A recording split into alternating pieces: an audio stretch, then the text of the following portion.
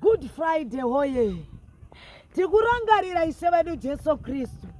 Chekutanga ndinoti makaita henyu musharukwa, makaita henyu shumba yerudzi rwaDhavhidha, Baba makatifira pamuchinjikwa.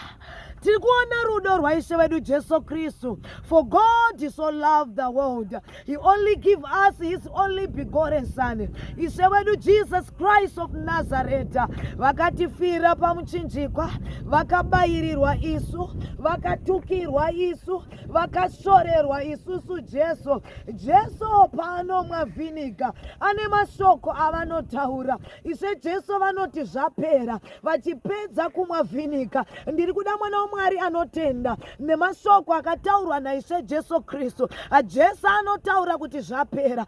Ndiri kuda munhu achatenda kuti zvenhamo yangu zvapera, zvekunyadziswa zvapera, zvekusekwa zvapera, zveshemu zvapera, zverejection zvapera.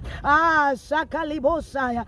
Tinotenda Ishe Jesu ane mashoko akataura ari pakrosi. Jesu anoti mwana, ona amai vako, imi amai ona mwana, iwe mwana ita majuti ako, remekedza baba wako na mai vako kuti makore ako awande panyika. Amai moda mwana wenyu, amai mosapota vana, amai musasarudze. Ishe vedu Jesu Kristu vari pamuchinjikwa vane mashoko avakataura, vakati Baba varegererei nekuti havana chavanoziva. Zvareva kuti takaregererwa naIshe vedu Jesu Kristu. Mwari vane rudo, Mwari vane hanya nesu, Mwari vane tsitsi nesu. Ishe vedu Jesu Kristu, Ishe vedu Jesu Kristu pavakange vari pamuchinjikwa pane zvakaitika. Zvinonzi keteni yakabvaruka nepakati. Zvinoreveiko kubvaruka kwakaita keteni?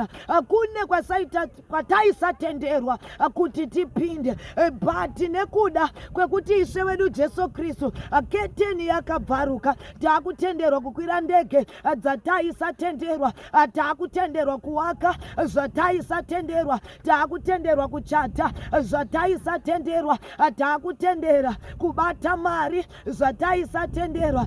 Saka tiri kuti thank you Jesus, thank you Jesus, thank you our Savior. Wedu Mwari hana kufa. We don't save a dead God, but we save a living God.